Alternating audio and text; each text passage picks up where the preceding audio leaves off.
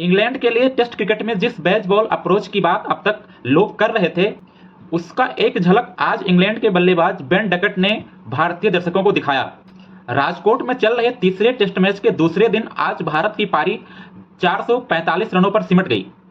हालांकि ये स्कोर देखने में बड़ा लग रहा है, 445 रन पहली पारी में एक अच्छा स्कोर माना जाएगा, लेकिन जब इंग्लैंड के खिलाड़ी ओपनर जैक क्रॉली और बेन डकट ओपनिंग करने आए तो उन्होंने जिस इंटेंट और पॉजिटिविटी के साथ बैटिंग शुरू किया, ये स्कोर कुछ ही समय के बाद छोटा लगने लगा और ऐसा लग रहा था कि भारतीय खिलाड़ियों ने गलती कर दी, इस पिच पर और भी ज्यादा रन बन सकता था।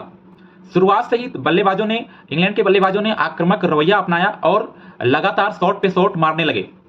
दोनों ओपनर ने एक बार फिर से 50 प्लस रन की साझेदारी की और बहुत ही तेज गति से रन बनाया। पिछले 7 इनिंग्स में ये छठवीं 50 प्लस की पार्टनरशिप बनाई इंग्लैंड के लिए इन दोनों बल्लेबाजों ने, जैक क्रॉली और बेन डकट ने। जैक क्रॉली मात्र 15 रन ही बना सके, लेकिन बेन डकट ने जिस इंटेंट के साथ खेला उसको आज भारतीय गेंदबाज याद रखेंगे। उन्होंने मात्र 88 गेंदों पर 100 रनों की पारी खेली। इसके साथ ही वो भारत के खिलाफ किसी भी इंग्लिश बल्लेबाज के लिए ये सबसे फास्टेस्ट 100 है टेस्ट क्रिकेट में। अब तक वो 133 रन बनाकर नाबाद है। उन्होंने 118 गेंदों पर 133 रन बनाए हैं, जिसमें उन्होंने 21 चौके और 2 छक्के जड़े हैं।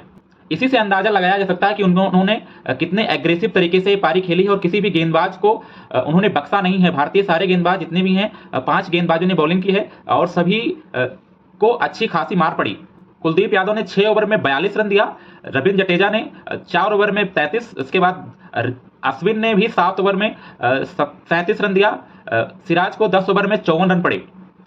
खासकर कुलदीप यादव के अगेंस्ट बेन डकट ने रिवर्स स्वीप और स्वीप के सहारे काफी रन बटोरे।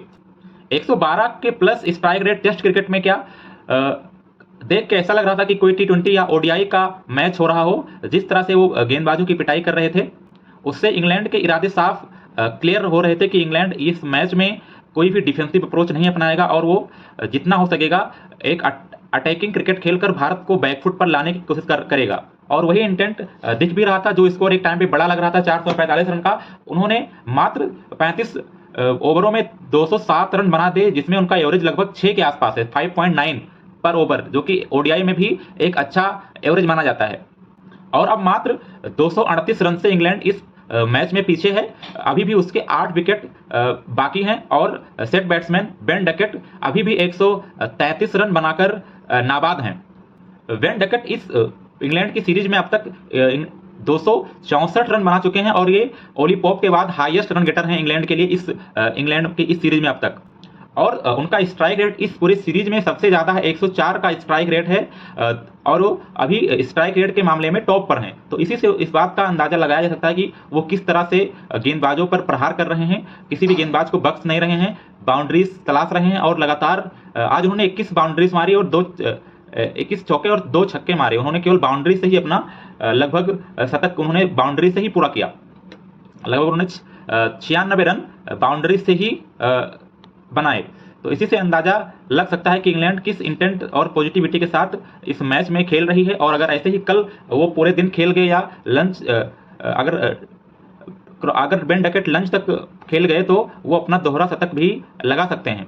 अब कल देखना होगा कि भारत अपने रणनीति में क्या बदलाव करता है। आज किसी भी गेंदबाज ने उतनी खासा परेशान इंग्लैंड के बल्लेबाजों को नहीं किया। आज जसप्रीत बुमराह भी फीके नजर आए, कोई खास प्रभाव नहीं डाल पाए। लेकिन अगर भारत को इस मैच में बने रहना है, अगर इंग्लैंड को अपने ऊपर हावी नहीं होने देना है, तो भारत को कल के पहले सेशन में ही 2-3 बल्लेबाजों को आउट करना होगा और इंग्लैंड को इस अप्रोच से जिस तेज गति से रन बना रहे हैं उसको थोड़ा कम करना होगा, उन पे थोड़ा रनों का अंकुश लगाना होगा और साथ ही विकेट भी लेना होगा, तभी भारत इस मैच में वापस बना रह सकता है। अभी अगर देखा जाए इस सिचुएशन में तो मैच बीच में कहा जाएगा कि दोनों इंडिया और इंग्लैंड, अभी इंग्लैंड को आप थोड़ा अहेड मान सकते हैं जिस अप्रोच से खेल रहे हैं वो, और जिस पिच भी अभी अच्छा खेल रहा है, एकदम फ्लैट पिच है, पिच से कोई मदद ज़्यादा नहीं मिल रही है। तो इस पिच पे देखना होगा कि भारतीय गेंदबाज कैसे बल्लेबाजी करते हैं। अभी हम 60-40 कह सकते हैं कि 60% इंग्लैंड और 40% इंडिया इस गेम में है, लेकिन भारत वापसी कर सकता है। भारतीय गेंदबाज अच्छे हैं।